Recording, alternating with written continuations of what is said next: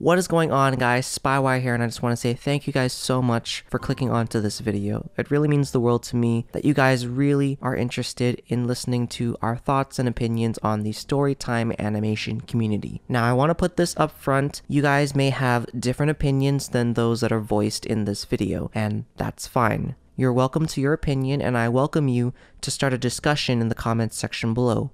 All I ask is that you guys keep it civil and try to, avoid cursing out people because that just leads nowhere. I want to personally thank everybody who submitted something for this video, whether it be a message or a Google Doc explaining your thoughts and opinions, or whether that be a voice clip or a video explaining, what you want to say in your own words, in your own voice. I really hope that having everybody give their opinions on something allows other people to be open to other perspectives, if that makes sense. It's really hard to get your point across in 140 or 240 characters on Twitter, and it's especially disheartening to see videos specifically attacking other creators. Now, again, these are all our personal perspectives and personal opinions. So if you don't agree with something that somebody says, that's fine. If you agree with what people say, that's fine. You may think something different, you may have something you want to chime in on, and you guys are more than welcome to add your own thoughts, your own opinions, your own testimonies in the comments section down below. All I ask is that you guys be civil,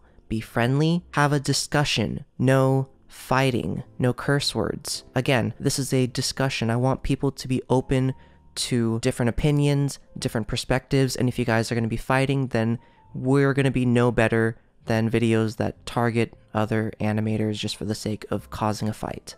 Now, I'm going to be leaving timestamps of the video here, and for the sake of simplicity, I've separated this video into 3 parts. The first part is going to be testimonies from people who submitted messages, whether it be on Twitter, whether it be on email or Google Docs, or whatever. So these are the people that didn't have the time to submit a voice clip or didn't want to submit a voice clip, and so I will be reading those out loud. Second section is going to be where people have submitted voice clips or video clips, but I'm mainly going to be focusing on the audio portion, and they're giving their testimony in their own words, in their own voice, in their own recording. And the last section is going to be a really long podcast session with me and Spirit Shift. So if you guys don't know him, check him out in the description below, or just, follow through to that section of the video. And lastly, I want to point out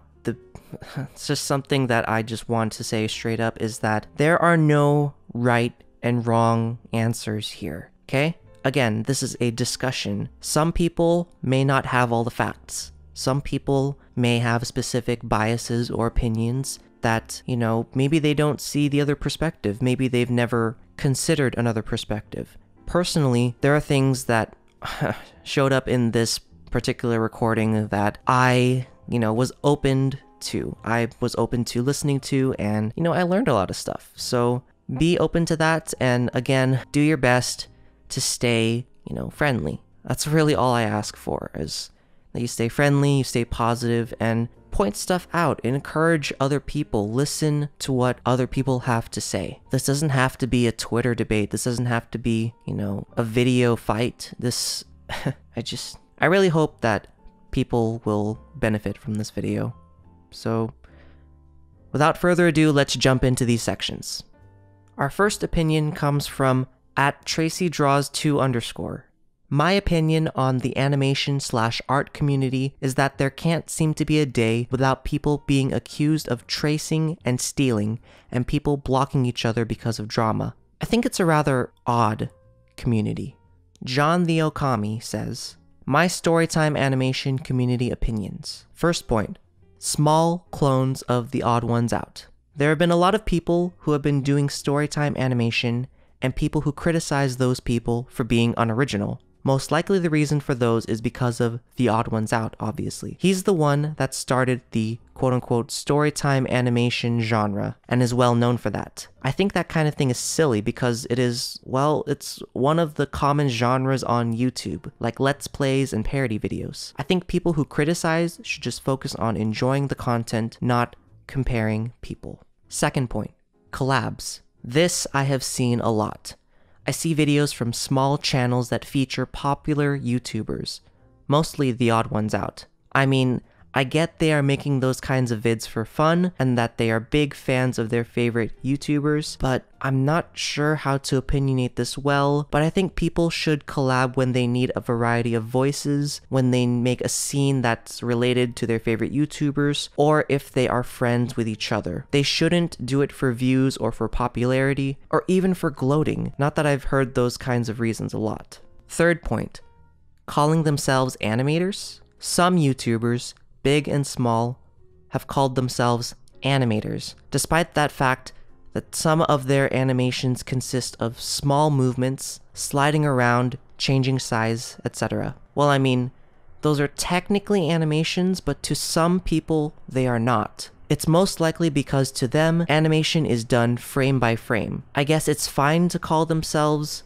animators, but what matters is what theme they have for their content, or what kind of stories they tell. For example, Scarpantry is a YouTube animator who has a sci-fi theme in his videos, and I enjoy his vids because of that. Again, people should just focus on enjoying the content rather than comparing people, relating/helping. I'm not sure if this has been said a lot or not, but the whole point of Storytime animation videos, besides entertainment, is to help or relate to people. This should be a big thing in the Storytime animation community when thinking about which YouTuber to watch or becoming a Storytime animator. I've been watching a lot of Storytime animation YouTubers, and they have a lot of great videos that I can either relate to or help me become my better self. For example, on Jaiden Animations' face reveal video, she talks about how she's struggling with her life, secretly, while putting a smile on her face to not disappoint her fans, and how she advises them to keep getting back up,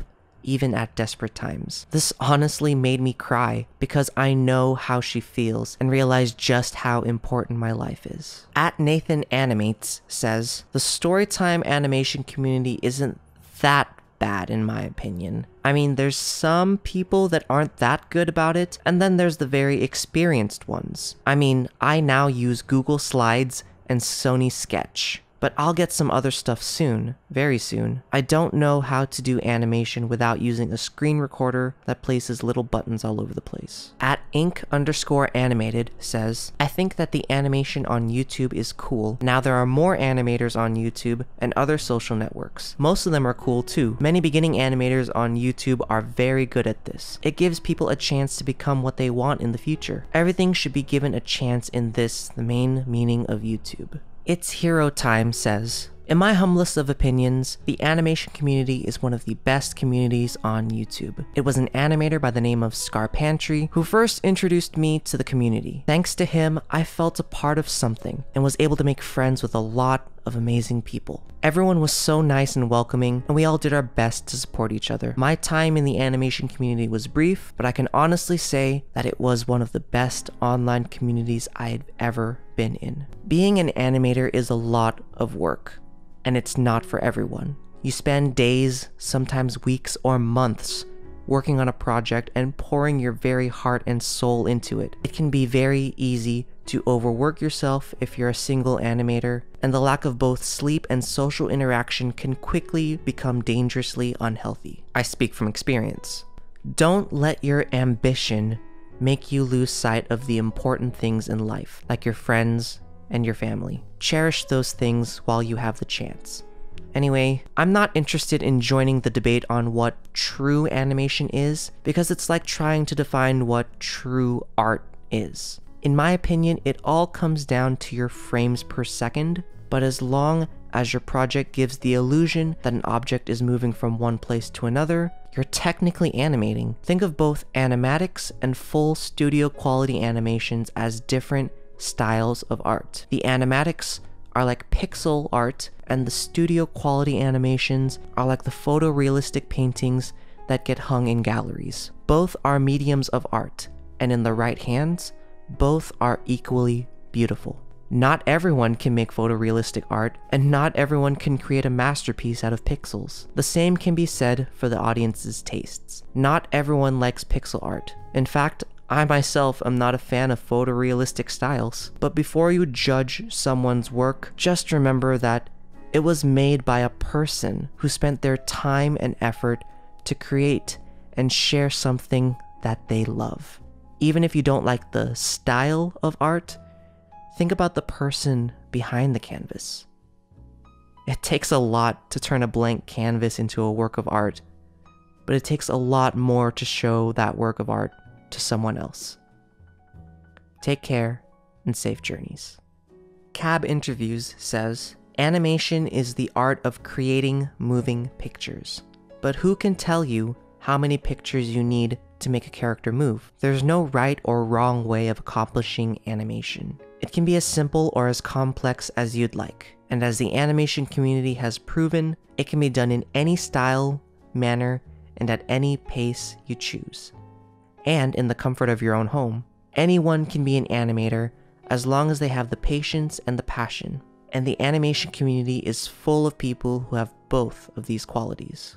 They've paved the way for a new era in animation and have become inspirations, showing everyone that no matter who you are, what your skill level is, or what software is available to you, you too can animate. At Panda Animates says, my thoughts on the Storytime animators are, it's not a bad idea because it entertains people. Storytime animators are good to watch and I don't get too bored too easily. I don't want them gone, but they should make their animation a bit more colorful, but I still like every bit of it. The YouTube channel Scrap Ghost says, I mostly have a negative opinion on the Storytime animation community, and there are two reasons for it. The first reason being that the community can't take any opinion or criticism. There's a video made by someone called Chili Panda, and the video is called Animation versus Animatic, which should be called Animation versus Slideshows. Most of the points in the video are awful, like the animatics part saying they want to go straight to the point of something. And reason why I say slideshow is that animatic mean demonstrations of what the finished animation would look like. But what drives me insane the most is her saying we want constructive criticism, which is why I'm talking this now. The Odd Ones Out blocked Kamikaze because of Kamikaze making a tweet saying that the Storytime community is running out of ideas and have to steal someone else's topics. Later, after that tweet, he lost a lot of followers on Twitter, and I'm not sure if he lost any subscribers on YouTube. But anyway, after losing a lot of followers, he made an apology tweet, and in that tweet he said, I just want to state my opinion. That's an example of the Storytime community thinking that their community is perfect and it should not have any negative opinion or criticism. There's people saying that the Storytime community put more effort than Fortnite or Minecraft YouTubers, but I considered it complete BS, because saying we put effort in it doesn't make your unoriginal, boring videos automatically good. Sure, it's important to have that, but focus on one important thing doesn't make horrible video automatically good. If I make an animation with awful acting, lazy animation, horrible editing, but have the best writing in history, that doesn't make my animation suddenly good. No, it will still be garbage. I agree with Kamikaze's tweet, since the animation Storytime community is really running out of ideas. An example would be Random Thoughts, which was started by Jaiden Animations. And after that, the trend started meaning that if someone make a video about it, it will get a lot of views and subs, which is why the community can't take opinion or criticism. It's because of ego. To be honest, after I know about that Kamikaze and Odd Ones Out issue, I went to the Odd Ones Out Twitter, and if I see anyone who said they're going to buy the Odd Ones Out book, I mostly say this: the Odd Ones Out can't take criticism, and any kind of support for him means that he will keep acting like this. I'm not sure if I'm still proud of doing that though, since I know the Twitter DM feature and I could have DM'd the Odd Ones Out, but I can't do it since the envelope icon isn't in his account. The last reason being that most of the Storytime animation channels isn't animation. You know, the Storytime animations animation is bad when someone can make better animation on Gmod, which isn't even an animation program. I'm not sure why people say stuff like Odd Ones Out saved the animation genre, even though the Odd Ones Out video is just a slideshow. I'm not sure why people would be this stupid to think that, because animation is an illusion of life and movement. Animation isn't a new invention and has existed for over hundreds of years. I can't really blame them, really, since YouTube's horrible algorithm caused this mess in the first place.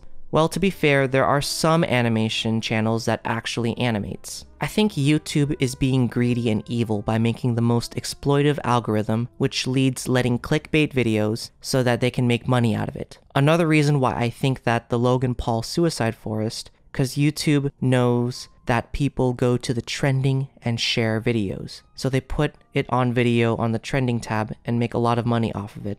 And doing that means that people know YouTube only cares about money. And unless they publicly apologize for that, explain why that happened, and remove the Paul brothers channels, anything good YouTube introduces, I'm still not happy about it since they show that they are greedy and only care about money. To be honest, I think that the Storytime animation community will die, or at least will be less bigger than there are back then because of the community running out of ideas. Look, I don't hate Storytime animators that I mentioned. I just hate this idea that the Storytime animation community thinks that what they are doing is perfectly acceptable. I think what they should be doing is think before they say or do something. And I'm not against the idea of Storytime animation either. It can be used as a great springboard for animation on YouTube, since it makes you more focused on animation, meaning you'll improve on your animation. So yeah, that's my thoughts on the Storytime animation community.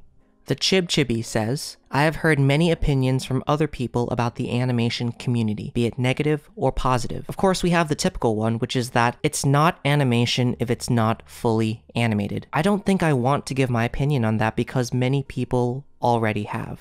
I think I would rather comment on the statement that says these YouTube animators don't accept criticism and send their fans to attack people who critique them. I'm not saying that all animators don't do this. I have seen some that definitely do. Some animators just don't want to accept critiques that will help them improve for some reason. But on the other hand, I know that many other animators have actually asked for criticism for improvement, like on Twitter at the end of their videos. For example, like Saka Scribbles, at the end of one of his videos, he asked instead of just leaving a dislike, he would prefer to know why people dislike in the comment section the video so that he can improve. But very seldomly do I hear a YouTube animator telling their fans, guys, let's attack everyone that gives constructive criticism. Sure, some fans do attack these people, but it wasn't by command. Even though most animators tell their fans not to do so, some of them still do. Because if you have so many subscribers, there is a high chance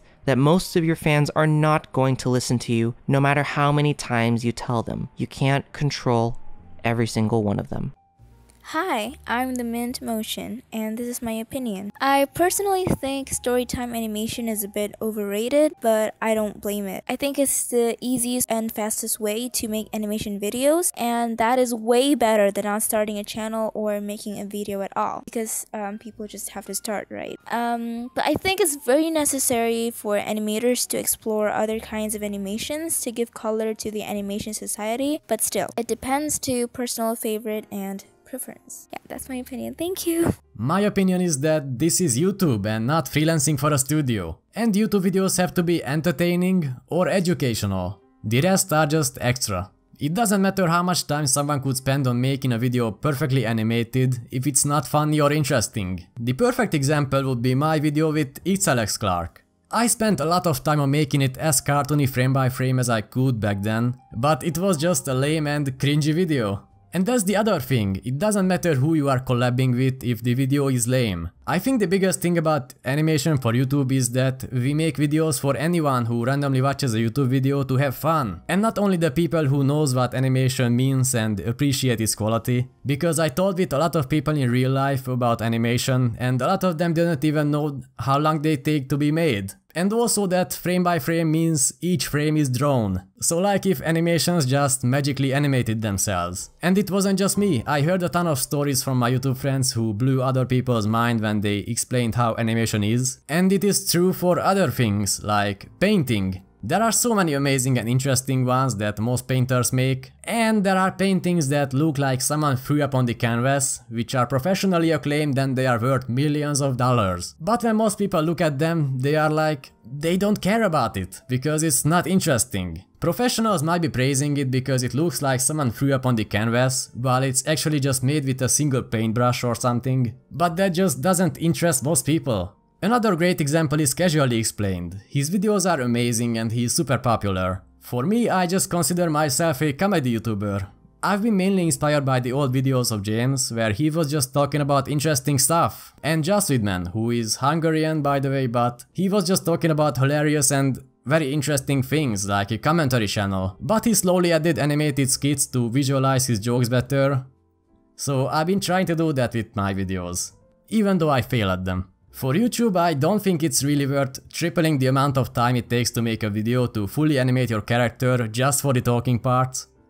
I've seen a lot of great videos where it was just a single frame of a person for 80% of the video and it was still a great video. Plus now there's Adobe Character Animator which animates and lip syncs your character after your face like face rig. So if you have the money for it, then you just took care of that part. I've been keeping up with a lot of YouTube animators and artists. I just prefer to watch 6 minutes a month from my favorite creators and not a few minutes of studio quality videos a year. When I got into art and animation, I was just amazed that people like James can make videos like that often, if he's just a single person making his own videos. Or animators like Oni and Egoraptor can make those videos alone, without a studio. Because even after the shortest Pixar shorts, there are so many people in the credits. Oh, and one last thing. Another complaint that I heard a lot was that Storytime animators are so unoriginal. But no. I know it's a lame excuse, but there are way more difference between any Storytime animation channel than most Fortnite gaming channels. But that aside, there are so many unique and different channels out there, like Tabs makes more of a renty kind videos. There are many horror-inspired channels. Some channels have background characters and stories that run across their videos. Some channels build up an own world. And some channels don't even tell stories, they are just talking about stuff. I have to give it to them though. There really are a lot of kids trying to make videos exactly like James, except they don't put in all the effort and work James does. So those people often only use a very few character poses and they barely have 5 frames per minute. And just straight out tell stories without adding jokes or their unique take on storytelling. Just the story as it is. But they will realize that if they don't branch out, their channels won't stand out and they will struggle to grow an audience. And yes, everyone's free to be criticized, but instead of all the "you suck" or "quit YouTube, you're not an animator," what about just giving them tips politely? Personally, I can't remember getting criticism or I just didn't take them the wrong way. I think I just took them as tips or advice. I got a few comments where people gave me tips, such as in my first videos 2 years ago. I wanted to make it my style that I'm only coloring the characters and important objects, but not the backgrounds. I think after my first big video I got a comment that suggested that I should try using colors for my backgrounds too, because they would look better. So even if I wanted to make it my style not to, but I tried and yeah, they look better, so thanks for the tip. And I think with all the criticism we should do something like this. So yeah, I think that's it. Thanks for having me. Alright, so I'm going to just talk about the animation community in general, and just some of my thoughts and opinions on it, like the good things and the bad things about it. So I'm going to first start off with the good things about the animation community in general. So the first thing I wanted to talk about, and that is that I really love the animation community in all. I mean, there's just so many great people out there who are willing to watch other people's content and just help them get better at what they're doing and help motivate them.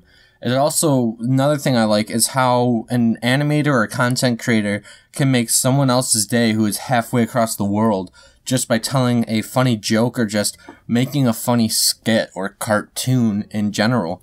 And I just find that to be very good, and it's very neat how one person can have such an impact on other people. I think it's super cool how we can see people show their creative side of them by making these animations and videos so everyone else can enjoy them. I think that's really cool that we can learn from these people like amazing lessons, and we could also sit down and enjoy it and just have a good time watching their content. I also just wanted to say it's super neat to see all these people that are coming out of nowhere creating this amazing content for everyone around the world to see. Like, originally this was a very small community, but now that as time goes on in general, it's just getting bigger and bigger, and there's becoming more and more content for people to see. But the thing is, when it's getting bigger, it also means there's going to get a little bit more drama between things, because we're having all sorts of people from all around the world just come in and join, and that's what I want to talk about next. The thing is, when you have a growing community in general, that means it's also going to grow with problems and drama. And that's the downside of it, because when you have so many neat people meeting with each other, some of their ideas are going to clash, and that's going to cause a little bit of problems in the community in all. Another bad thing I don't really necessarily like in the animation community is how other people are calling people clones, like other content creators. They call them this because they're very similar to bigger channels that had come before them.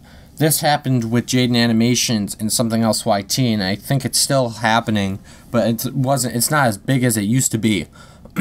Sorry about that.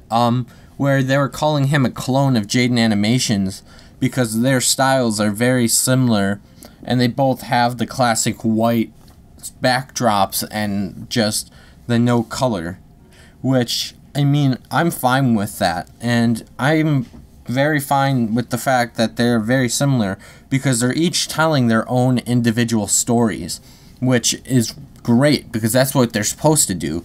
They're not there to rip each other off of their own, ideas. And as a matter of fact, Jaiden Animations even made a video with Adam explaining that it's not okay to be calling him a clone or a ripoff of Jaiden Animations, because they each tell their own personal stories and experiences. Alright, moving away now from the whole animation community in general, I just wanted to talk about animation in itself and my preferences when it comes to animation.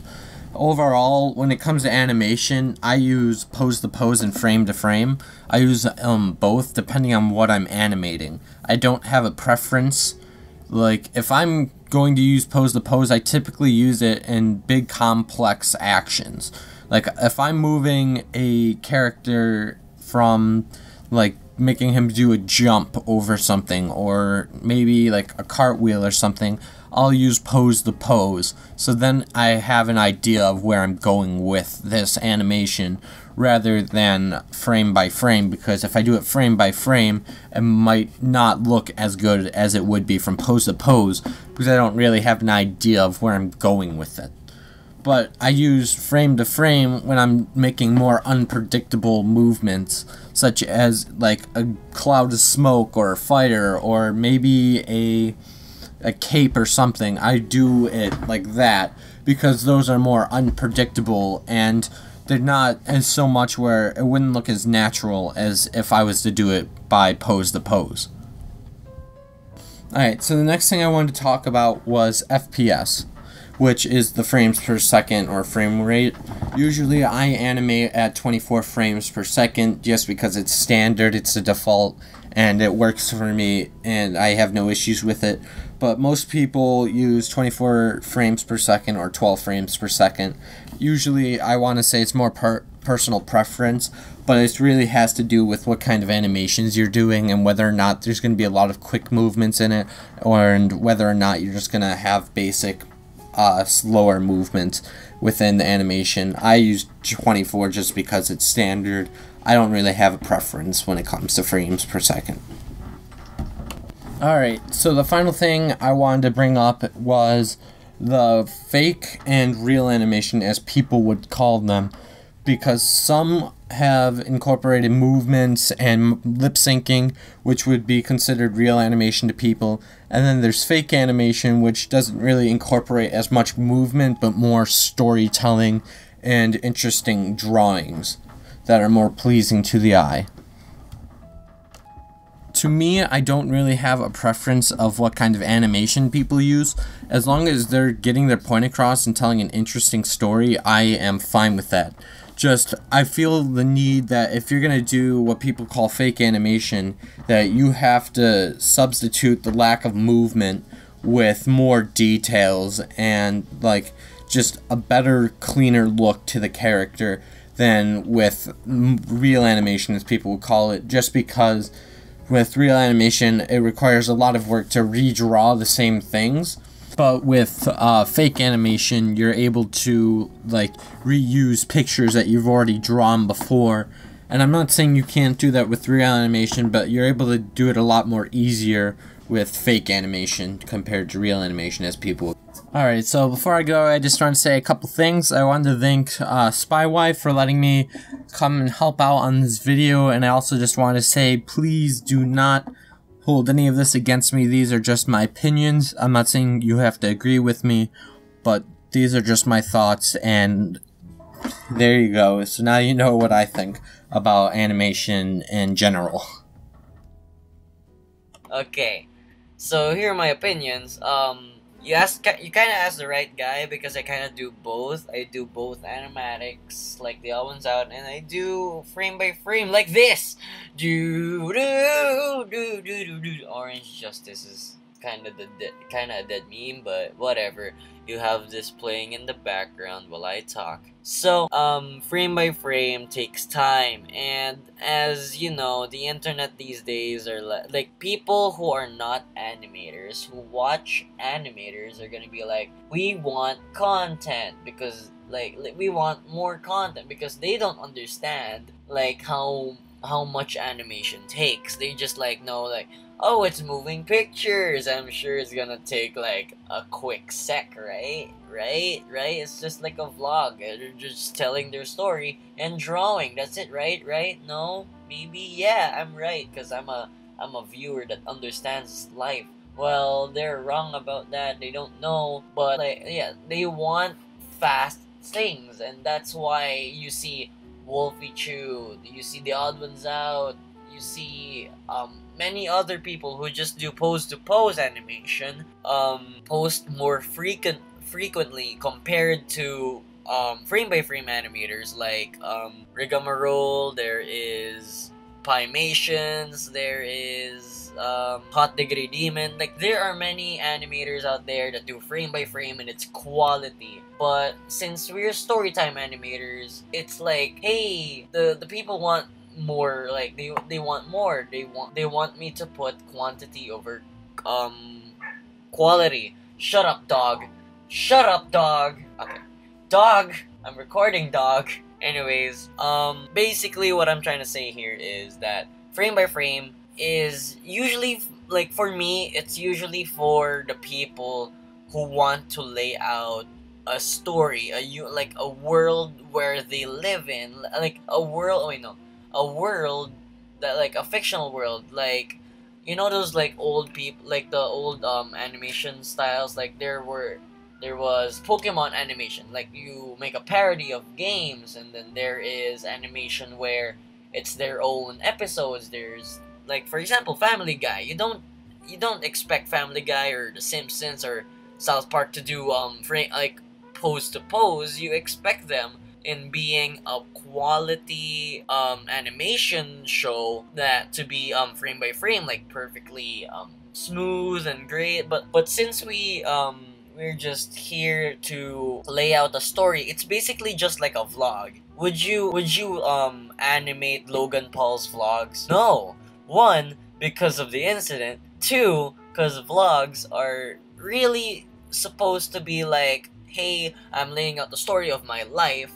But yeah, but unlike the people who do frame by frame, you see them doing animations where it's a story not about them, but it's a story about fictional characters or their own OCs or whatever. Like, so basically what I'm trying to say, again, a little summarization, is that 1, frame by frame takes time. Frame by frame is more of a quality kind of state, and it is for, like, fictional. It's more of a fictional kind of representation, because, like, you're showing that this is a different world compared to ours. But for story times, which is basically like the Odd Ones Out, who does bounces and flips and poses and whatnot. It's basically just a vlog, but animated. Like, okay, here, this is me, but I'm not showing my face. I'm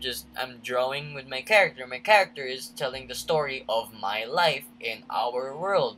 Like, you don't need to express, like, you don't need to put much exaggeration. But if you like, there are many animators like out there who do frame by frame, but do story time like Rebecca Parham, and there is Jinja Ninja. There is, yeah, that's all I could remember. I think something else YT kinda sometimes, I don't know. But oh yeah, and Alex Clark. Yeah, they do frame by frame, but yeah, it takes more time. But if you hire people like Alex Clark, you can get it like every Wednesday or something. But yeah, basically, yeah, that's my opinion. Thank you for including me in the podcast. I'm not good at explaining things, but yeah, that's my opinion. So, if you like doing animatics, do the animatics. Who cares if people say, that's not animation? Dude, guess what? Animatics come before the animation. People do storyboards before animation. And if people are saying, hey, you're freaking animatics, Wolfychu, Alrizal, Jaiden, you guys don't do real animation. Well, guess what, guys? They're pretty big. They're pretty big for what they do of pose to pose animation. They're kind of bigger than you. Just saying, Domix and Jom, yeah, they do like really cool like animations. Yeah, they're still kind of big though. But have you seen like Hot Diggity Demon? He has like 1 million compared to the Always Out with 5 million, which is kind of sad seeing that people who put actual effort are getting less attention than the people who have a big audience, which like they still put effort, but they just don't put much as they do. Yeah. So basically, I said basically a lot of times now. Take a shot every time I said basically in this opinion. Basically, I'm ending this video. Yo, I'm so sorry if this was really late. I had to get my thoughts together and school started, so here's like a quick rundown what I think. I think the animation community doesn't really have a lot of innovation to it, like no real like unique ideas. I'm not saying there's no originality, I'm just saying there's not really a lot of like unique ideas being thrown out there, because if you look at the film industry, you see there has to be a lot of unique ideas, and you may say there's reboot after reboot after reboot, but that's one, you can say that, but that's like blockbuster stuff. I'm talking about like, general like film. You have to throw like stuff out there that are original and stuff like that, because if you don't do that, you just do the same shit over and over again, it gets repetitive and tired, and things just die out that way. So yeah, that's what I think. I could be wrong in the statement I just said. If I am, please correct me. That's what I do think about the animation community. Also, people are just so fucking hypersensitive here, and so many shady shit that's going down. Like, I know a lot of shit that's been going down recently, especially with a certain user that's dating someone too young, but yeah. Anyways, that's what I think. Deal with it, whatever. I hope this podcast is good, okay? Love you, BB. Love you. I'm gonna pick the topic of real animation versus lazy animation. So, I guess you would have to define what real and lazy animation is. So, from my definition, I feel like real animation is just like a flow of movement to actually realistically make pictures like come to life, I guess. And I would say fake animation is just like, I don't want to say moving an object like from different places and calling that animation, not like that. I guess I would think lazy animation would be like 1 frame per second type of situation. I don't know. I'm not a professional at this. I barely know how to animate. But that's just my opinion on that. Should it be accepted in the animation community? Yeah, because we're all beginners in some stance, and some of us are more advanced than others, and some of us are still learning. So if that's working for us, then go for it. But once you get comfortable doing those still images, and that would be claimed as lazy animation, try going for more movement in your character. It could start off as lip sync, and then it could go to eye movement and like facial expressions, and then head movement, and you could go all the way down to animating your character or whatever you have. But yeah, that's my opinion on the topic, and hope this podcast is going well. So yeah. Okay, so here are my points. Animated storytime videos, like, have to be animated. Now, I'm not saying full out crazy smooth animationness and awesomeness. It can be, like, subtle and just, like, a smooth transition between the character moments in the animated videos. A great example of what I'm, like, talking about is in the video YouTube Animators Frame Rate versus Time Budget by TB Skyen. He shows the little detail in the between movement and how precise the animation is of the characters. If it's just like an animatic, I wouldn't consider it animation, but if it's like an animatic with effort, I would consider it animation. If I say that's lazy animatics or animations, I wouldn't consider it animation, but disagree with me if you'd like, but I really don't talk about this stuff too much. But I have talked about like copying people and stuff, but that video is so old and outdated. But making animatic videos doesn't mean that you're not artistic or entertaining. You can still have art that looks great and a video that's funny as an animatic. Anyways, that's all I gotta say, and bye. Oh, and the last thing, by the way, don't start any beef with me because of anything I said in this video, and that's all I have to say. Okay, bye. Okay, now, hopefully this ends before I die of a heat stroke. Ah, geez. Okay. Nice to meet you. Hey, what's up? Nice to meet you too. Alright. So, I guess, did you want to, like, introduce yourself first, or? Oh, sure. I'm just in case, because I'm cautious, I'm setting up my own Audacity to record my own audio, just in case. Alright, no worries. Because I've had a friend record, and then their audio gets screwed up. Yeah, no worries. Hey, my name is Spirit Shift. I run the Spirit Shift channel with 2 of my other friends, but right now it's just me because I'm so lonely. How are you today? I'm doing pretty good. I just had a pretty busy day at work and then came home, opened Twitter, drama, a lot of stuff, the usual. Oh, you saw which particular drama did you see? Did you see the Matt Spicer one, the Spywi one, or the Wolfychu one? I've been seeing a lot recently. I think the biggest ones that I saw were the Fox Goodman one, and then someone mentioned something about some shoes. Shoes? I have no clue. Someone said something about shoes and Storytime Animators, so... Shoes and story... Okay, I'm confused. Okay. So am I. So I've literally found nothing else except that one tweet, so I think it might just be a coincidence. I'm almost curious enough to look it up, because shoes is definitely not something I saw, and I try to keep my eyes on all the drama because I think it's interesting. I don't know. It kind of just shows up for me. Anyway, so what's the topic of the podcast? What are you talking about today? Alrighty then. So, topic of the podcast. Actually, let me go back to that list you sent me. Yeah, of course. Good. Okay, right. The the expectations of the people in the community.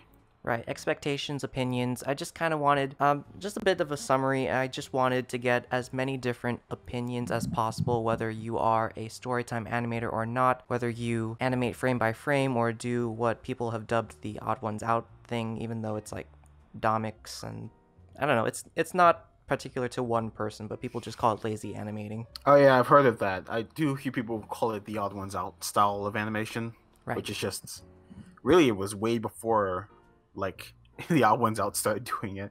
Domix actually does animate like 90% of his video, so I wouldn't call it him. I think I would probably give it to Swoozy, even though Swoozy also kind of animates most of his stuff. Right. But I would pick reviewers first. I think they've been doing it way longer. We've just put a story to it. Yeah, definitely. Like, I've seen other people do the same kind of thing, and people don't really give them flack because they don't brand themselves as, like, Storytime animators, per se. Yeah, they really attack the word animator in that sentence. Yeah. I think I view it as similar to the Cal art style, where people have dubbed a specific style of drawing as the Cal art style. Which I kind of get, but kind of don't get, since it's just, currently it's the easiest way to draw faces.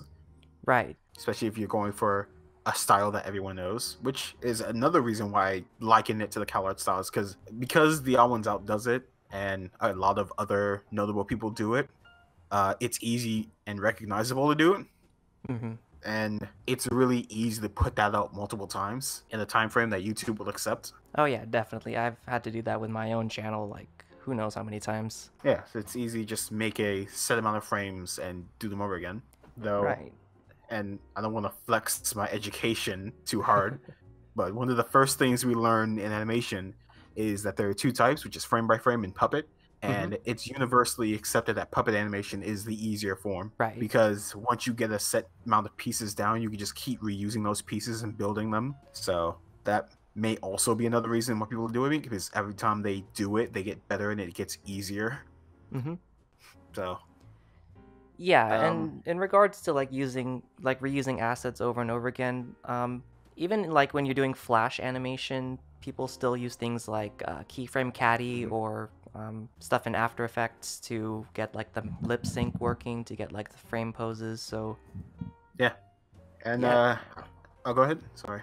No, I was just gonna say, like, the biggest argument that I've seen kind of against Storytime animators is just like calling them lazy, or calling them, like, I don't know. People are very, very particular about what they consider to be animation, it seems. Even though I may agree with some people's statement about what constitutes as animation, I would never say that any animator is lazy in any way.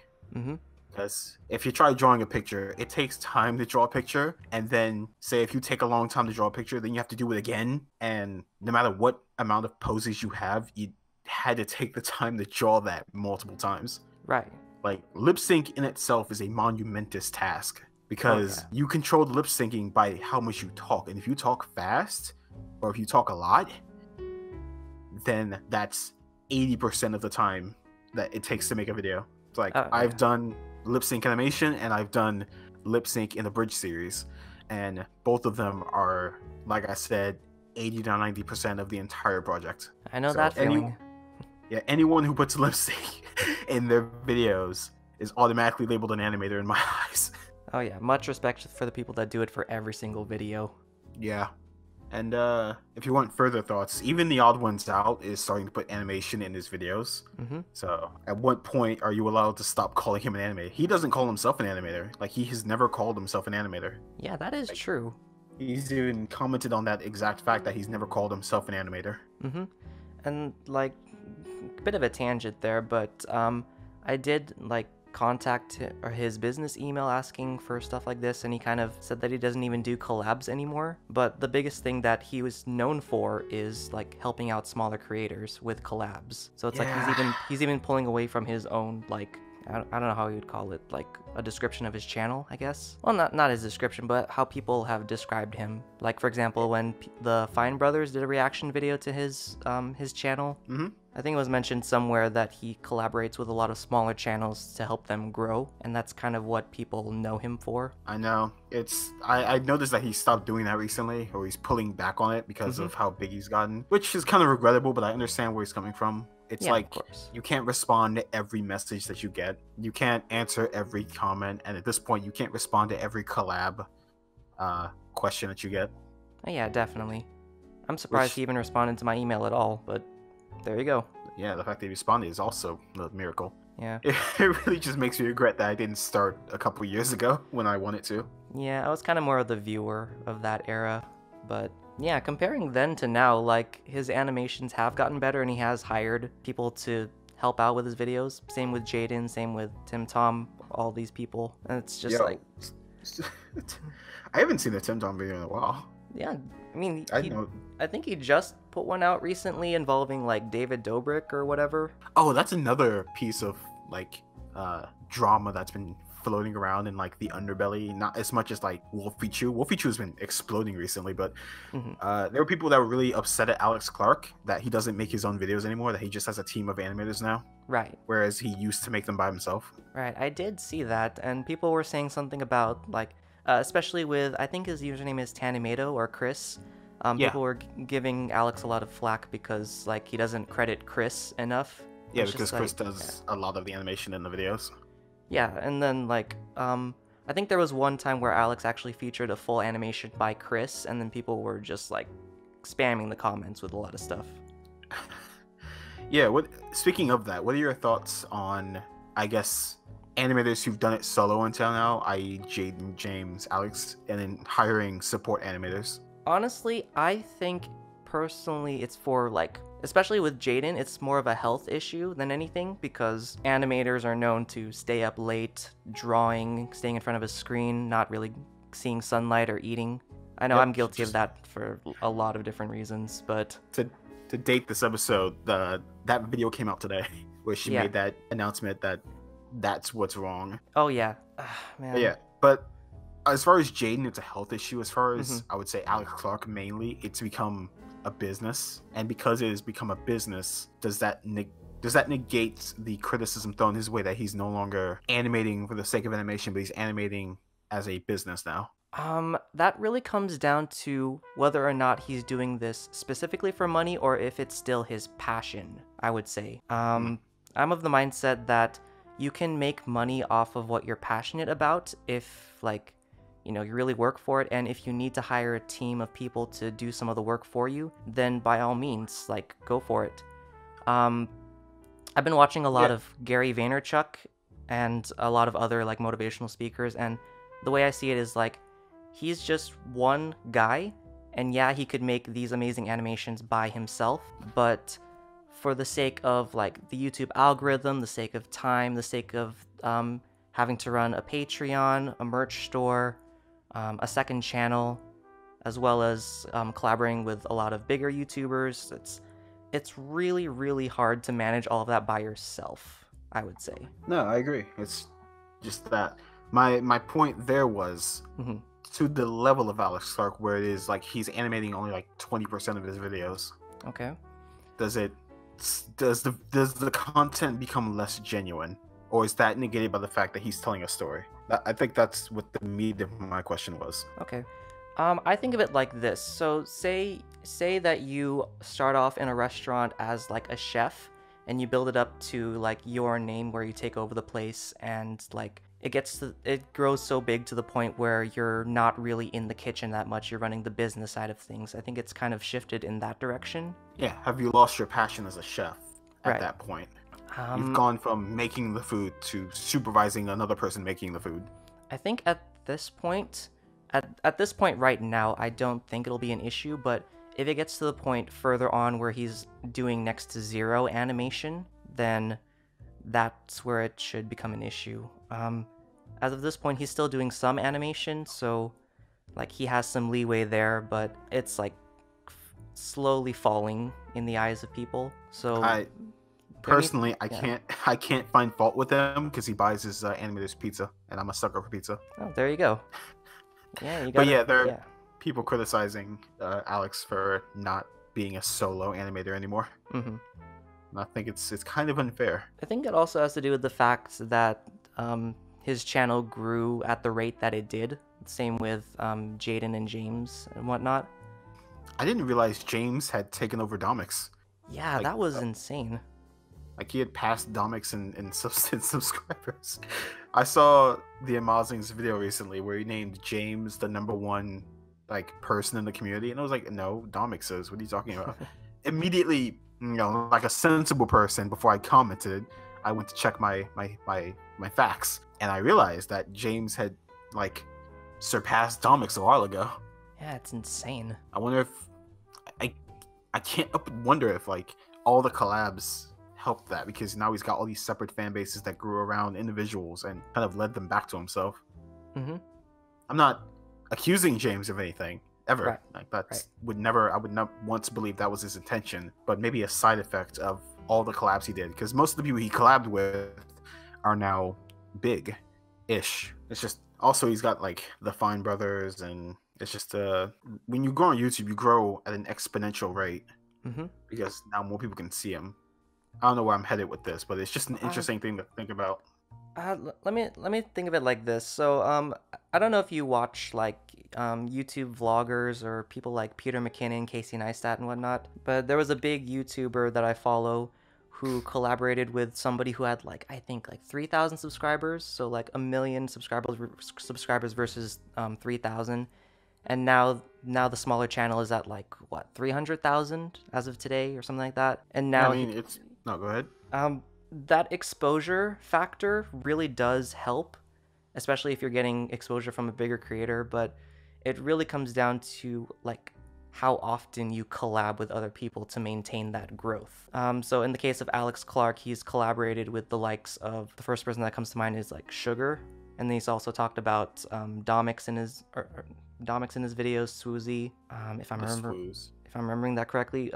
Just the fact that he even has like includes them in like his stories means that he's allowed to put them in, say, the thumbnail or the tag's description, and just even being associated with it a little bit already puts a link in like YouTube, so he can get pushed to recommended videos, you know, the videos that pop up at the end of every video where it's like suggested stuff. So it also boils down to like how YouTube's algorithm has changed over the years, if that makes sense. It's really changed. No, it's changed to highlight people who upload often, and I guess 10 minutes is the new meta. 10 minutes is the new meta, and so that's kind of why like that transition phase between like old YouTube and new YouTube is kind of the turning point of YouTube Storytime animators. And then by the time we reach now, the entire community has I've seen people say that it's gotten like oversaturated to the point of like you can't tell who's who anymore. Or like I saw this one really funny Twitter post where it's like YouTube animator starter kit.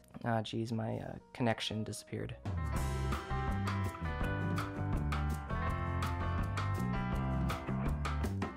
Okay, so the last thing we were talking about was the new meta of YouTube, where 10 minutes is the current meta, where you need to upload something in 10 minutes, and the new generation of animation can't quite keep up with that. So in order to combat that that stipulation of needing to be at least 10 minutes while also being out relatively fast, it kind of ties back to what we were talking about earlier, where puppet animation is now the new goal. Right. Though if I can express probably a toxic opinion, let me adjust my chair for the hate coming my way.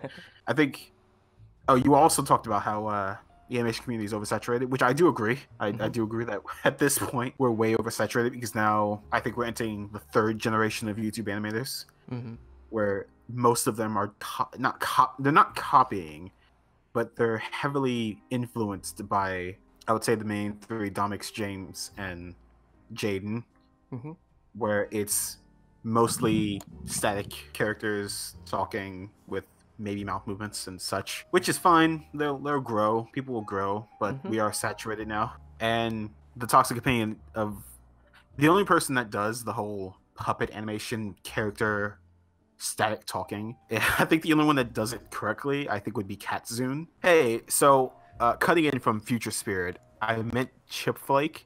So if I keep saying Katzune, that's my bad. I realized way later that I really meant Chipflake, because she's the one who keeps changing styles, and she's the one who had the beautiful tweens in her videos when she was still doing character to camera animations. Back to the video. Katzune. Before her new style. If you've seen her newer videos, that's not what I'm talking about. Talk about the section of videos before this, because she changed her style like 3 times. But she did have a character. She did have a period where she was making animations, quote unquote. Where she was making videos with a character kind of talking while facing the camera. But she had tweens. She had her arm moving in like graceful tweens, and it was really nice to look at. And I think it was the first time I'd seen and enjoyed a, static character talking to a camera with no background kind of style of storytelling. I know she does something different, which is super original, and I love it. But earlier it was great, and she was the only one who was able to pull it off. I think the purple cat character also has something to do with it too. Furry characters are great. I'm actually making a video soon about why I think furry art is amazing. Yeah, if I can just can I self-promote my channel real quick? No, go for it. Yeah, I was actually influenced, I think, a lot by Katzune, by trying to be different while also maintaining some of the original, because my characters do talk to the camera, but I have a kind of what I like to think is original. I might be wrong. I might just be crazy. Where I have a nice dynamic background, like my character and my friends, because we do these things together. So that's another reason we're not alone. We do it at a campsite, and I call it Campfire Storytime, because we're at a camp telling stories under what is usually a night or a day sky, and the sky is actually animated, so it's moving, the clouds. I want to see more people doing stuff like that, where it's influenced by the original characters talking to a camera, but they've done something different with the background. That's why I like your Mind Palace. Ah, thank you. Because you're always changing your background. Oh yeah, I reuse different. some stuff, but that's just because lately I haven't had the time to really like complete my Storytime animation as of yet. It's coming. Your videos remind me of like a solo podcast kind of feel. Yeah, definitely. I mean, I'm not the first person to use the sound foam wall background. I know Saka Scribbles does something similar. Yeah, but I don't think Saka has like a mic to his face.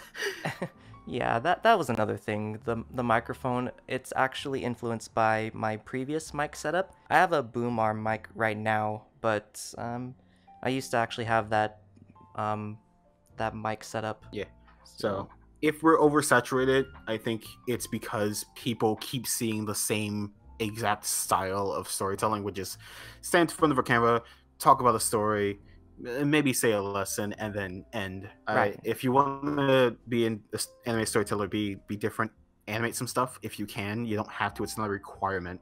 A lot of people think to be a Storytime anime, you have to be able to animate something, and that's a lot of where the criticisms come from. Like, hey, if you're an animator, then animate something. You don't have to animate something. Animation takes time, and some people aren't cut out for it, and some people just aren't able to. Oh snap! I got an email. Sorry about that. No worries. Yeah, and some people just don't have the patience to sit there and draw a single frame 20 times per second. It's just not feasible. That's why they call it animator madness, because people can't do it.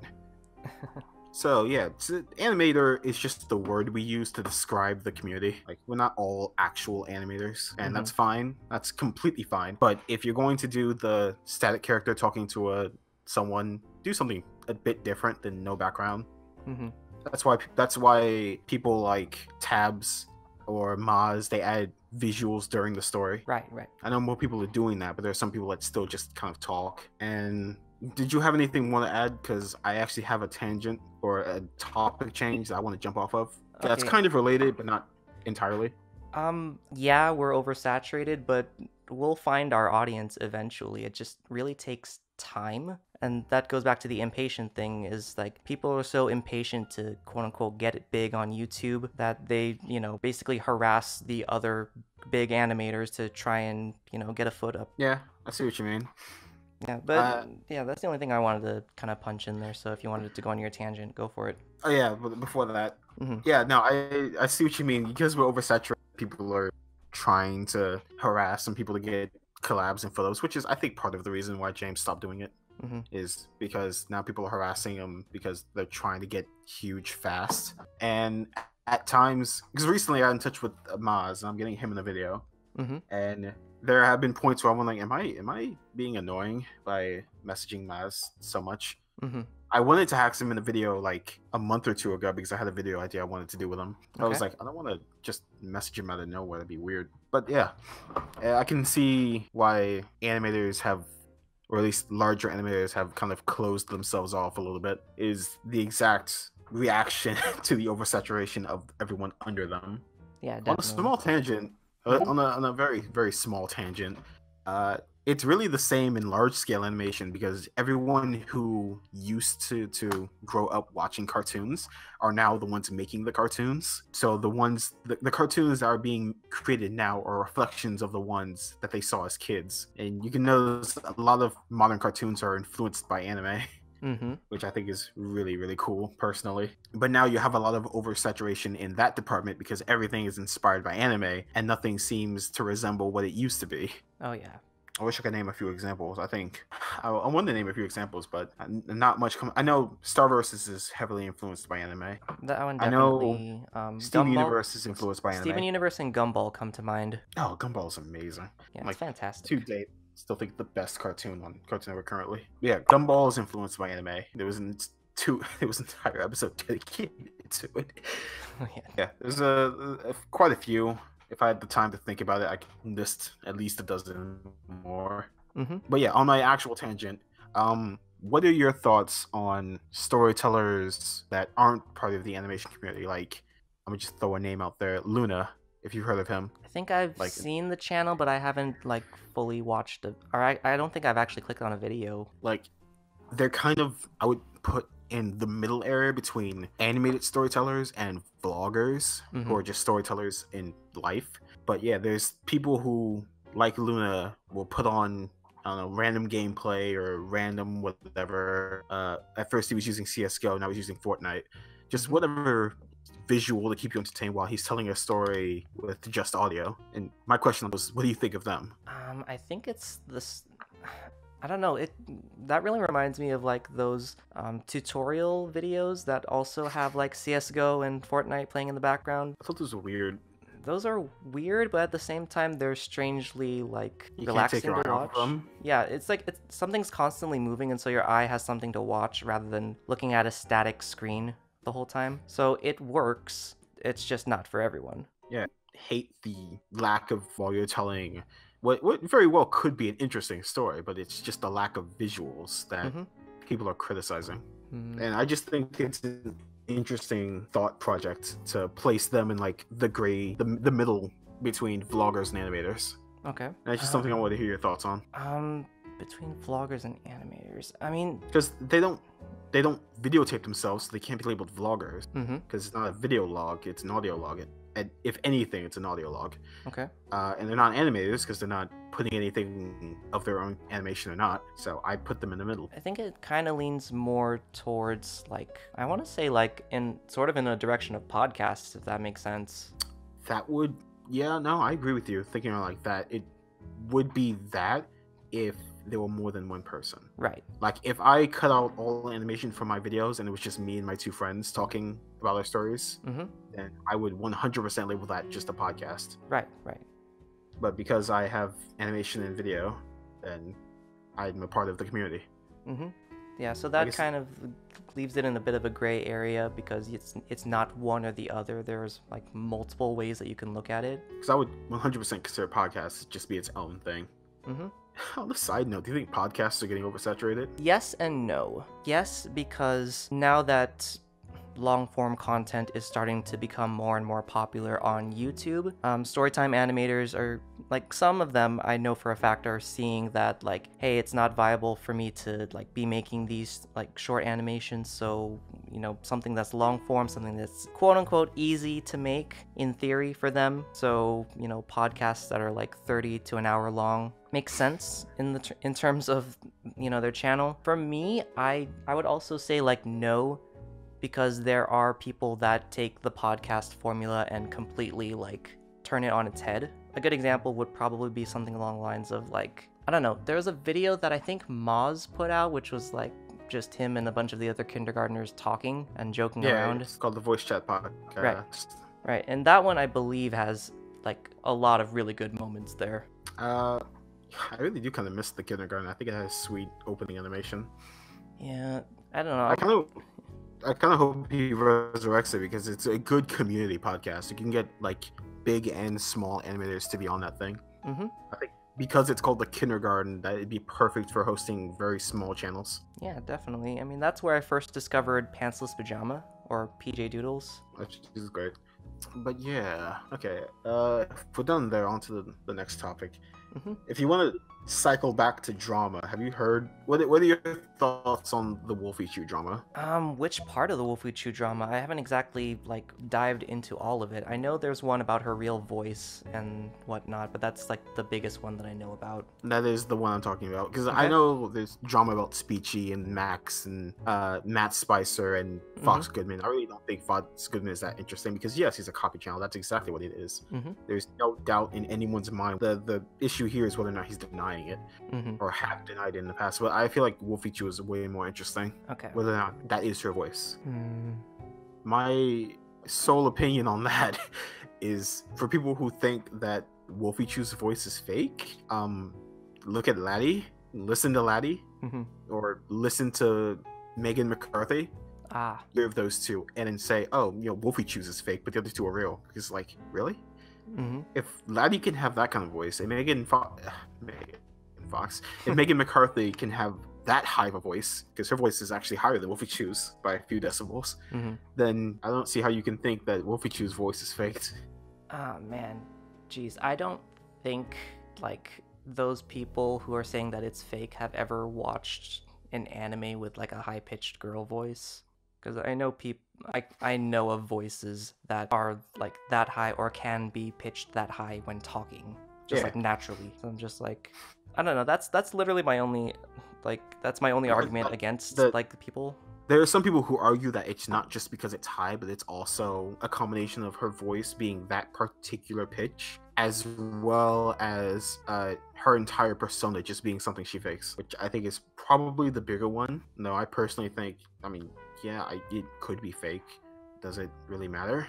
I mean, like, some people like exaggerate stories, but it's like personality-wise, I think we all kind of fake it to a certain degree on YouTube. It's at the same time, it's easy to be really genuine, but it's really easy to be fake. Mm-hmm. So the line whether something is fake versus something is real, like I've heard that in real life, Jack isn't nearly as loud. He's actually very quiet and reserved. Right. But at the same time, the Jack on camera is the same Jack. He's not putting on an air. He's just being a different version of himself. That is true. So maybe Wolfie is different in real life. Like, we would never know. We're not Wolfie.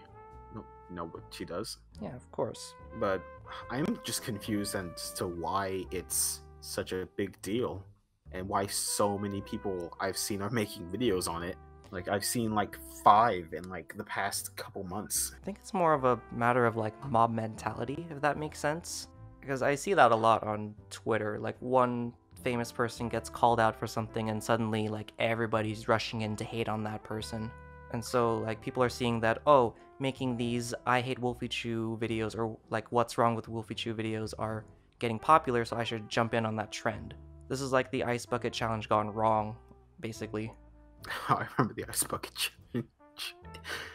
I personally think that was a fun challenge, way better than way better than this day and age. Is the little challenge of eating the laundry detergent packets. What? Tide Pods. Tide Pods. Yeah, I don't. Whatever they're called. Whatever they're called. Too old for this. No, they're called Tide Pods. Yeah. That was a thing that happened this year. Oh my goodness. No, there was a time where the biggest challenge was putting salt on an ice cube and sticking it to your skin. I remember that. It's like, it was because that was a safer way of doing the exact same thing instead of putting your lip to like a frozen pole. It was put salt on ice cube because it's safer, relatively safer. Still relatively stupid though. Both are stupid, but one doesn't ruin your taste buds. Yeah, that's true. But yeah, I think it's more of like a viral trend nowadays to just hate on YouTube animators, particularly Storytime animators. Like, I type in Storytime animation to Twitter and I get like one tweet in before like somebody's hating on somebody. Like, I'm gonna look it up right now actually. If you follow Animations, I think she made a tweet recently where she talked about animators actually having to animate and why that takes time and is not really viable anymore. Yeah, I saw that tweet and then I looked at some of the people responding and it's like, people, do you not read the tweet? It's like you're not focusing on the points. Yeah, like, so 5 hours ago somebody liked a video, my problems with the Storytime animation community by LS Mark. That's the one. My bad. LS Mark? I forgot when I started following into that. LS Mark or LS_Mark 956. Oh, see, I don't sub to anyone with numbers in their name. That just reeks of amateur. The only reason I like started looking into some of these people that are like criticizing the animation community is because I wanted to see what their genuine like opinions were, their arguments were, and so I kind of just started replying to people on Twitter, like the I do that sometimes. That's why I watched the Wolfychu videos. I was like, okay, so what people are complaining about now? What's wrong with Wolfie? Yeah, I kind of like give my opinion. I give like my opinion from the side of like a Storytime animator, from somebody who doesn't do frame by frame, and it's like some people are like genuinely like really civil when they respond. Some people are just straight up haters and like will not hesitate to curse me out. When one person gets put in like a controversy, it kind of casts a shadow on everybody in general, and that's never a good thing. I found Illy's tweet about what frame by frame animation is, Mm-hmm. and everything less than full frame by frame, at least 12 frames a second, is called limited animation, Mm-hmm.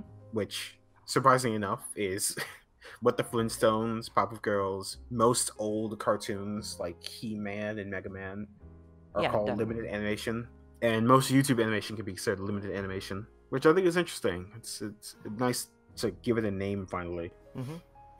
Yeah, and the And big point to hit on that one is that it's on a studio size budget.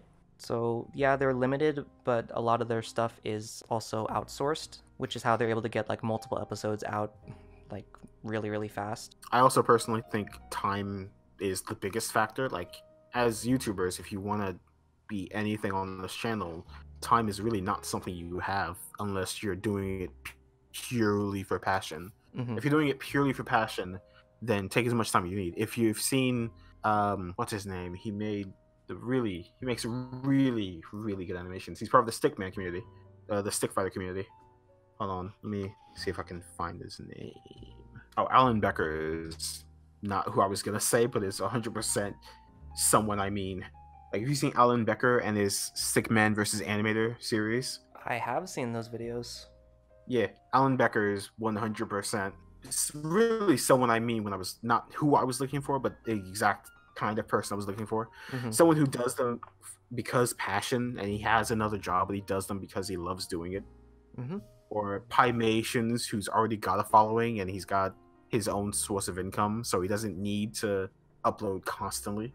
People of those two categories: someone who's done it so much that he's already made a living, or someone who does it because of passion. If you're not one of those two people, then you can't afford the time needed to put out full frame by frame animations Mm-hmm.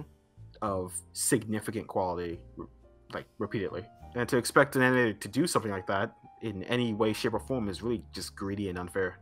I was gonna say, like, that also leads me to another point that I've seen, is that a lot of the quote-unquote bigger YouTubers are coming out with a lot of merch, or they have Patreons, or they have some other form of like slow income, or another source of income than YouTube, basically. Yeah, to help them, continue doing what they do. Because if you can get an income from what you're doing, then you can take your time, because now you don't have to worry about YouTube being on your back. Mm-hmm.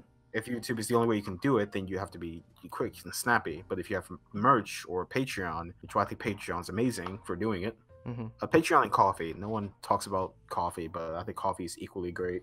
If you have one of those two, then yeah, you can afford to take some extra time, because now you have something docking you. Mm-hmm. Like, I know I said time is the biggest factor, but money is up there. Yeah, especially if you want to do it for a living.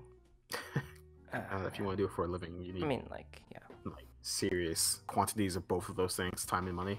Yeah, and that's another thing why people are starting to saturate the animation community, is because they think they can make a profit off of it by getting big. I mean, you can when you get big, but now, because there's so many of us, that it's getting progressively harder to get big, Mm-hmm. which is fine. It just means, if my only problem with the oversaturation of this community is that, like, not enough people are being original.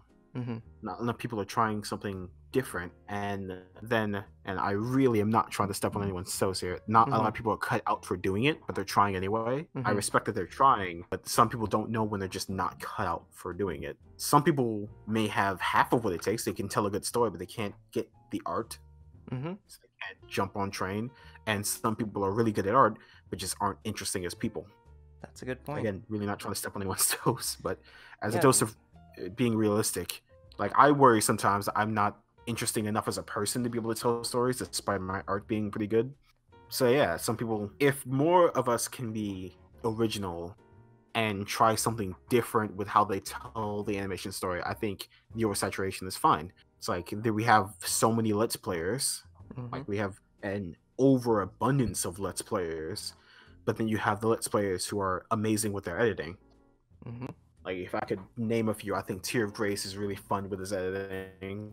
I know PewDiePie, even though he doesn't quite do Let's Plays anymore, I really enjoy PewDiePie. Game Theory has just revolutionized the way his genre of stuff goes. Mm-hmm. By the way, rip the person who did the editing. Yeah, Ronnie. Yeah. But yeah, if you can be different, then overexposure is nothing to be worried about, because then there's just more amazingness to choose from. Yeah, of course. Plus, even though we have this drama, I like to think the animation community is one of the more tighter knit communities. Like if you see how many people talk to each other, like you and me, we talked over Twitter, and I've only been on Twitter for like 3 months. Right. Like 3 months, and I'm already in touch with both Maz and PJ.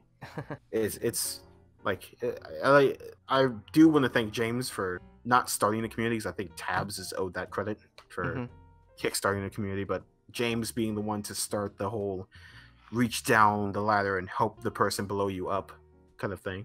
Yeah, of course. Yeah, if more people can be original and help those below them, then a community can be just one of the best ones on YouTube. I think one of the best things that I've seen recently on YouTube is like people putting out their characters and like genuinely asking for feedback on what they can improve, how they can like make themselves stand out. It's like people know what they want to like see, and like if they see that something is like too similar to something, like, you know, if they're genuinely being helpful, they can suggest something that like maybe, hey, I might take that idea, I might incorporate it, if that makes sense. No, it totally makes sense. Just it's fun to take inspiration, but just don't copy people. Yeah, no, of course. No copies. Please don't copy. Yeah, I was worried that like for me, my character, because I just, you know how I added the little brain floating outside my head for my character? Like it was after that I realized that Jaiden had like a brain character, and I was like worried that like it was gonna get too similar, but then I just thought like, it's fine. I have my own spin on the brain character. Jaiden has her spin on it. Everyone else has a spin on it. Don't listen to the people saying that you're just a blank copy. If you believe you're different, then you're different. Yeah. So if you think you're a copy, then, well, you might just have low self-esteem, but you're not a copy. Unless your name is, Matt Spicer or Fox Goodman, then you're a copy. You're straight up copy. Yep. Once again, I don't know why people are so attracted to that controversy.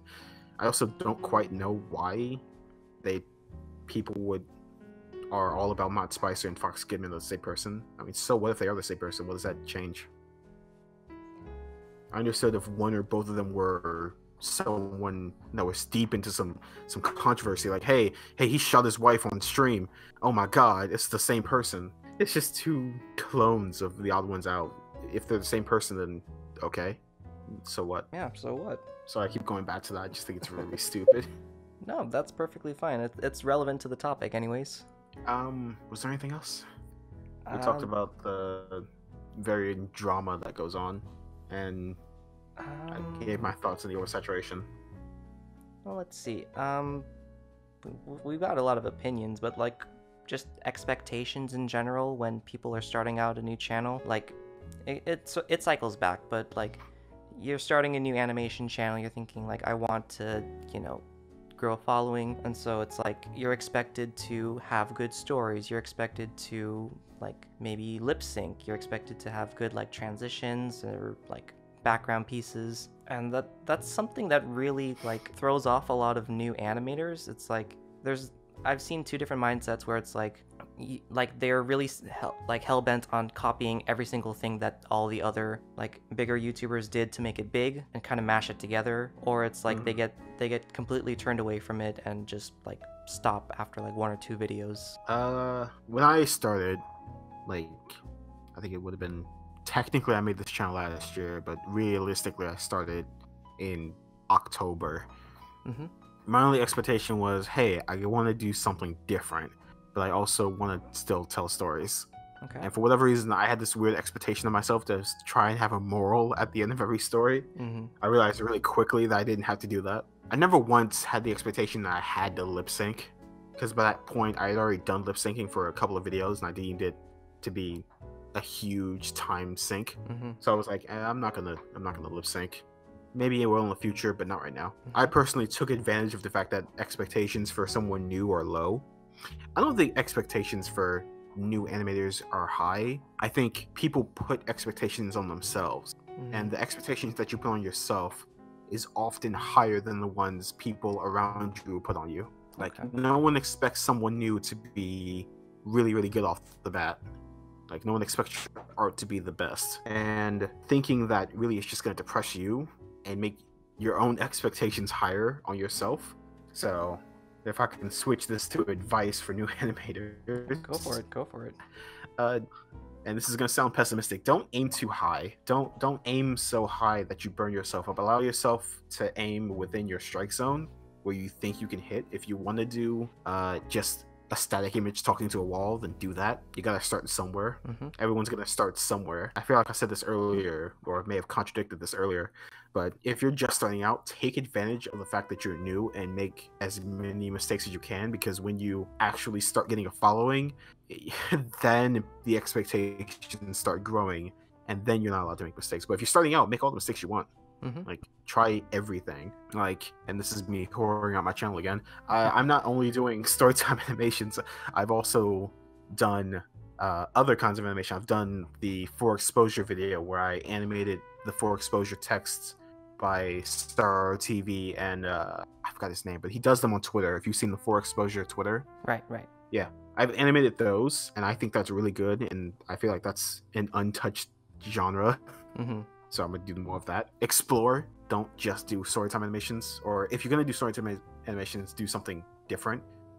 Like, one thing I did very recently was I took a story that would otherwise be very short, like my friend is skating and he runs into a car that isn't moving. It's short, it's not really worth a story. What I did was I took literally just the visuals and I made that the animation without the talking.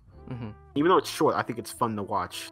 It's an epic scene of him skating into he's grinding down the railing and then he hits the car, which is a storytime animation in its own way. Right. It's not traditional. Like, I didn't tell the story of him setting up and failing. I just showed it, which is, if I can jump into writing, in writing there's a really big rule of show versus tell, and how you need to have a balance of both, but showing is usually better than telling, and that's what I was trying to follow. It's like, wrapping back to what I was saying earlier about doing something different. Try something different. When you're new is the best time to just shoot everything at the wall and see what sticks. Like, do an animated meme, do a storytelling that's got your character nowhere in it, tell someone else's story, animate someone else's video, see what sticks. Like, even if you set out to be a story anime, but do something else, because when you get relatively big, that's when people expect expectations of you. Like, that's when you're expected to do one kind of video, that's when you're expected to tell a certain kind of story, or that's when people expect you to have this certain quality of your videos. So to wrap all that rambling up, when you're starting out, really the only expectations that are on you is your own. Sorry for the ramble.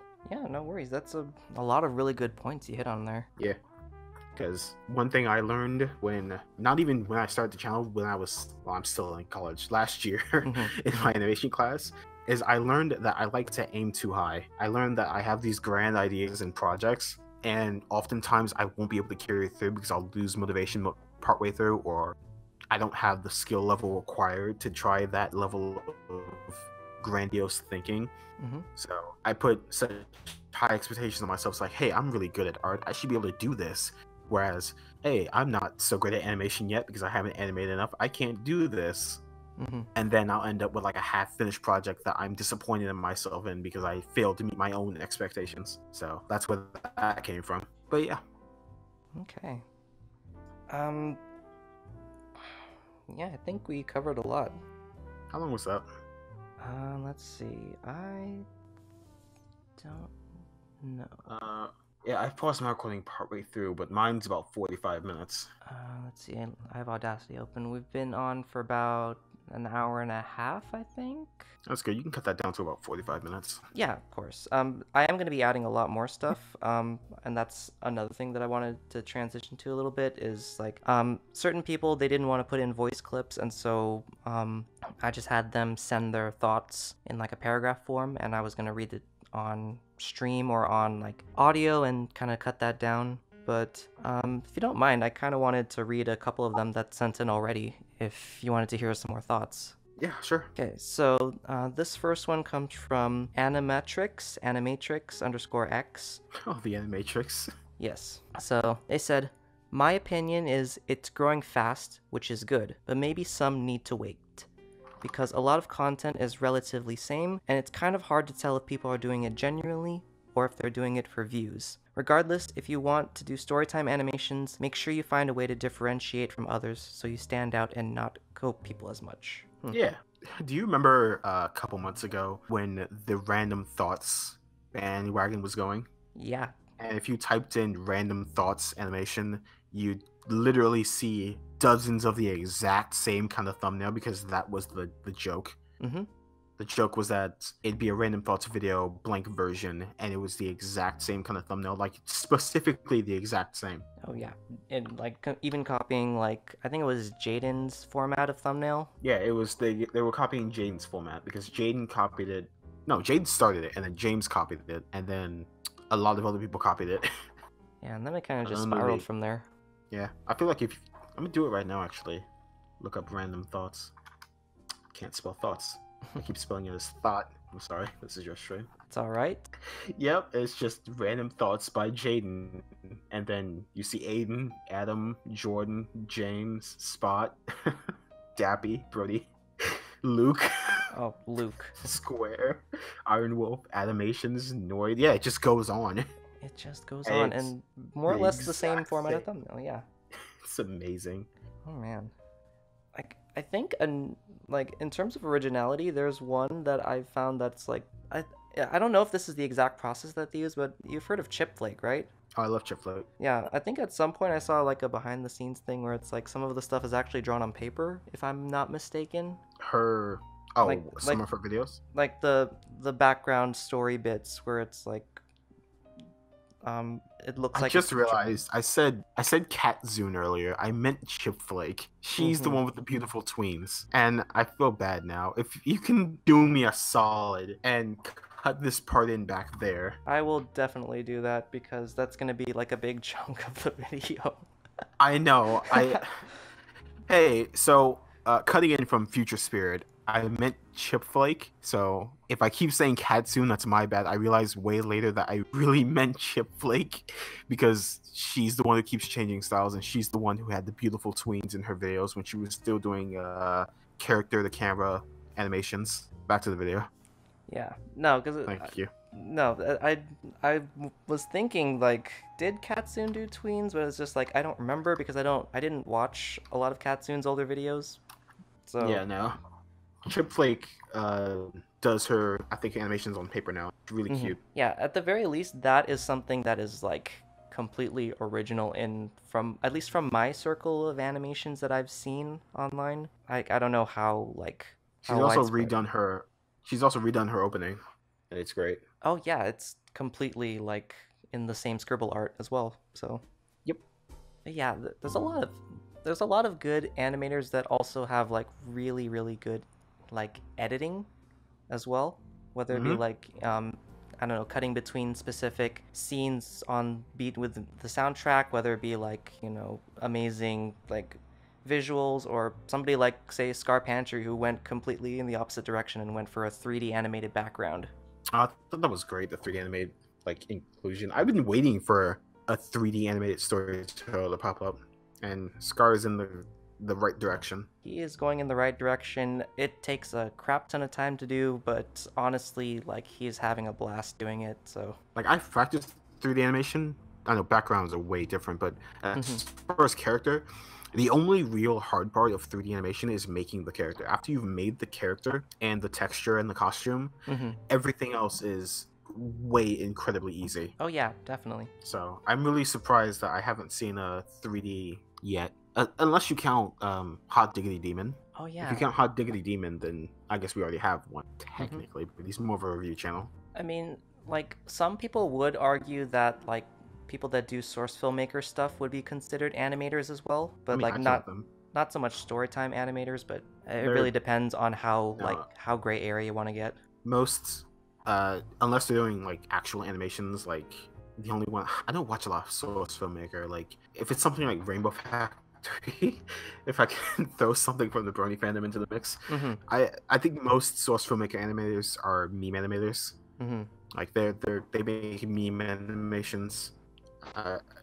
That's pretty much it. I think most of them are meme animators. That's it. Yeah, pretty much. But it's like you get a few gems here and there where they're like animating over like people talking or like YouTuber videos and whatnot. Yeah, someone source filmmaker the soup video.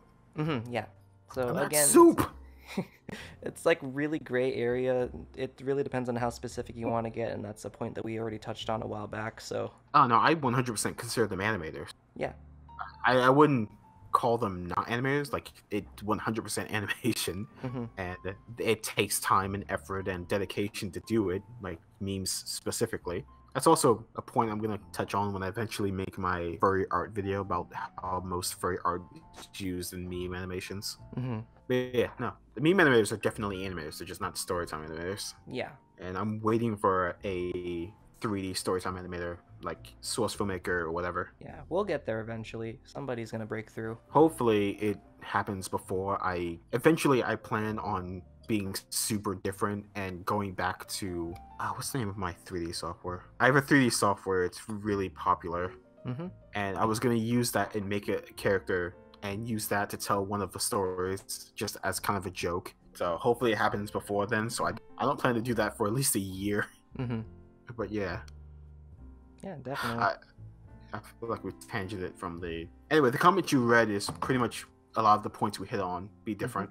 Yeah, I think that's a really good thing. Oh wait, there is one part of that comment that I thought was interesting when they said to wait, and I think that is interesting. If you...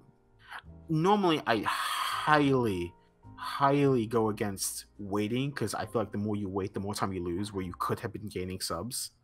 Which is, I know Jaiden put out a video about how waiting is a bad mentality, but waiting is bad, but waiting in this situation could be good, because even though we're oversaturated, clearly the people who are good, the people who are being different, are going to rise up eventually.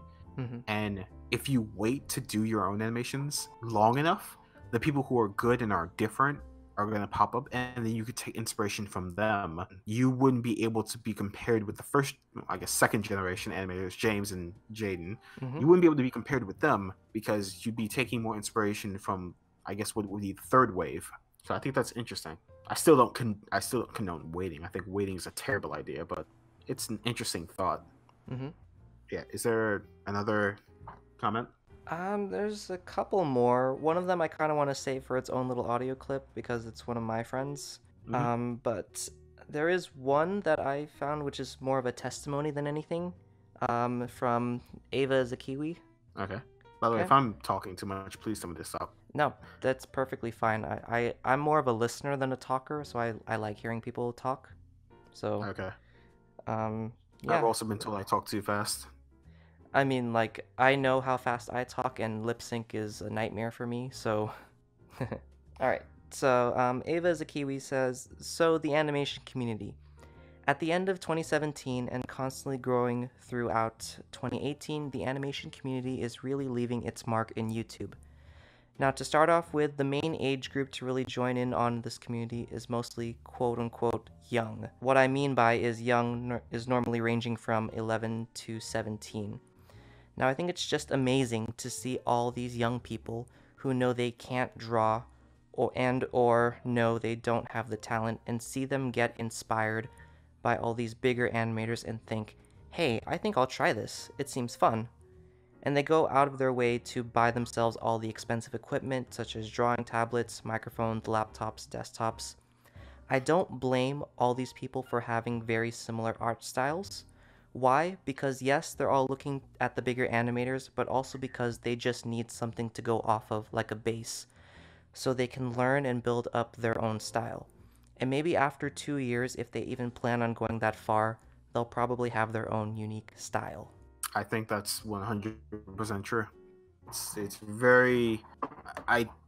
I said this earlier, but I think even if you start as a storytime animator, if you realize eventually that you just don't have the talent for it, please use that as a learning experience and jump off into something else. Like, I very well might abandon storytime animations to just jump into Reddit animations.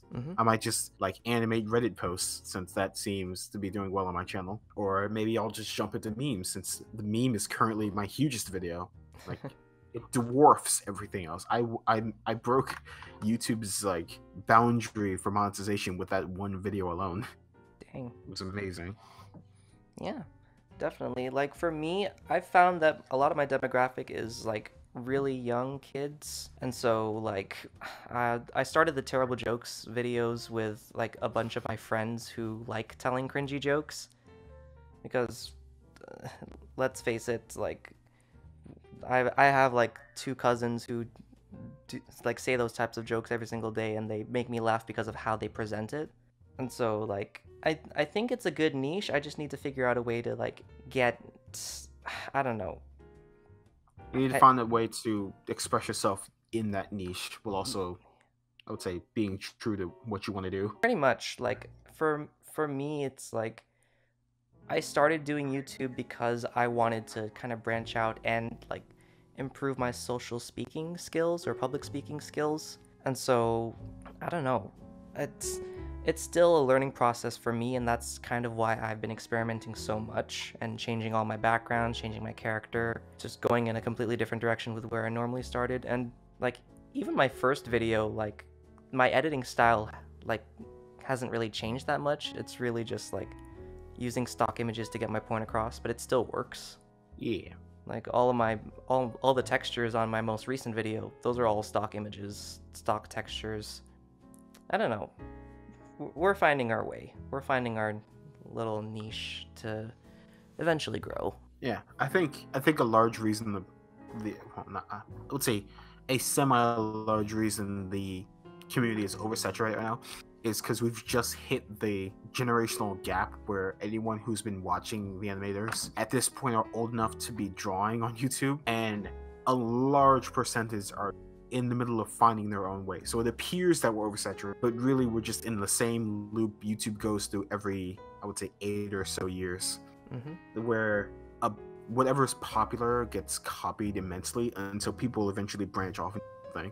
Like there was a huge Let's Player bloom a while back, and there was a huge vlogging boom a while back, and now there's a huge animator boom right now. So that's pretty much it. It's just we're huge. There's a lot of us because a lot of us don't know what we want to do on the channel yet.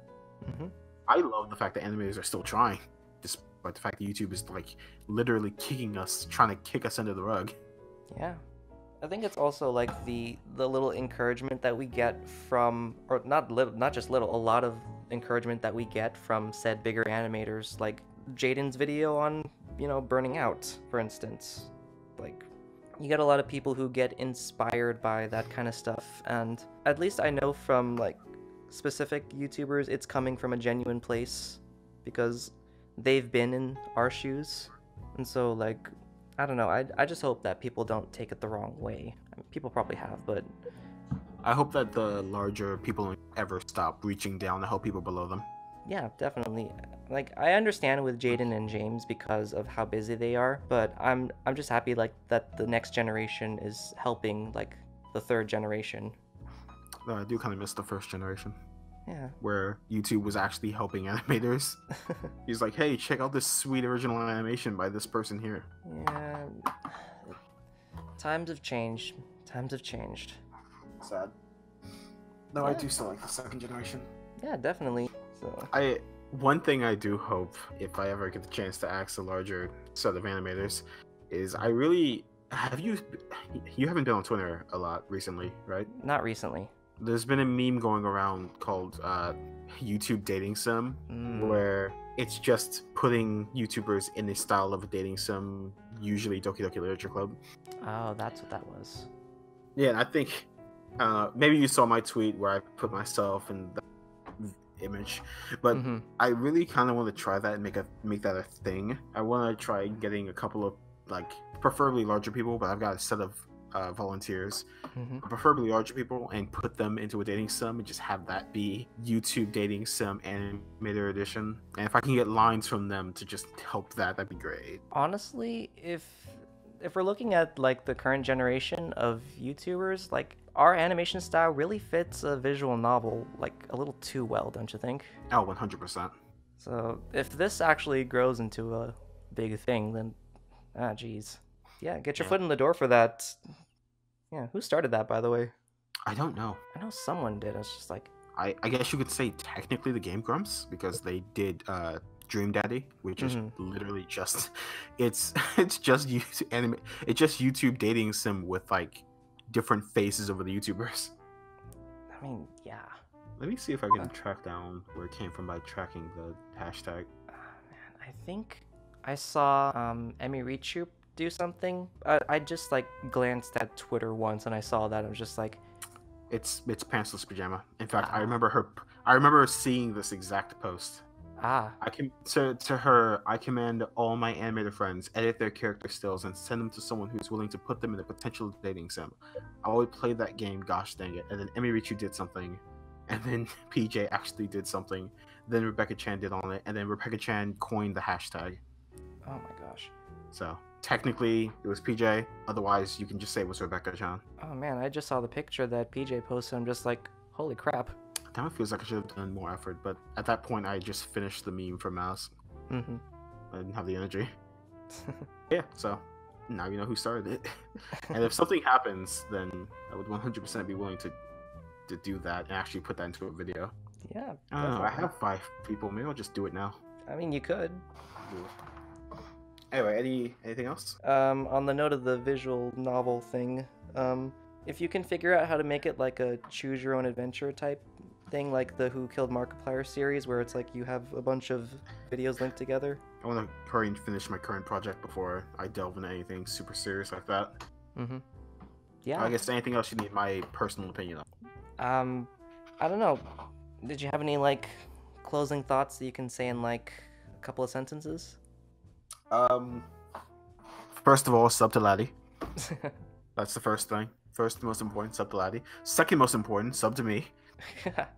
I think my content's pretty great. Third most important thing, sub to this nerd. I love his mind palace. Jeez. And the fourth thing, if you're getting started on YouTube, I think this was probably my favorite thing I personally hit on. Don't set so many expectations on yourself. Do the first thing that comes to your mind, and then jump from there. The longer you wait, or the longer you put something off because you think you have some unrealistic expectation of how it's supposed to happen, grand, just do it. Just listen to Old Man Meme and just do it. Is he still doing those things? Is he still doing the little scavenger hunt for cameras? I really don't know at this point. Last thing I heard was like a year ago. Anyway, the point is, if anyone new is watching this inspired by our words, just jump into it. Just jump into it and allow yourself to get wet and and make mistakes. Just do it. Oh goodness. The only expectations that are on you is from yourself. Like, and another healthy dose of realism. Who's expecting you to do anything if you have 0 subscribers? It's literally just yourself. Boom, there you go.